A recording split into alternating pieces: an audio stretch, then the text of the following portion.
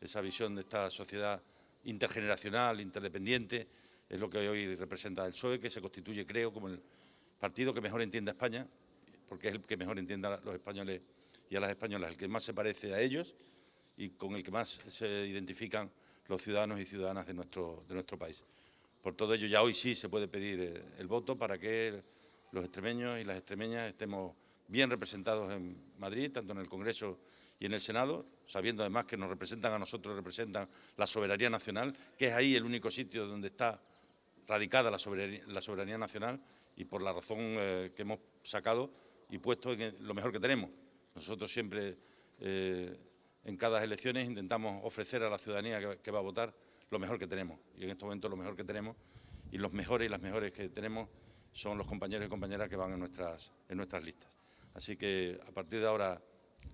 carretera y manta, a contar y a cantar nuestras ideas y nuestros valores y a defender aquello en lo que creemos, ¿no? El partido que le ha sido más fiel a España en los últimos 2 siglos se llama Partido Socialista Obrero Español y le vamos a seguir siendo fieles y leales a los principios por los que nacimos y por los que dentro de 3 semanas cumpliremos 140 años.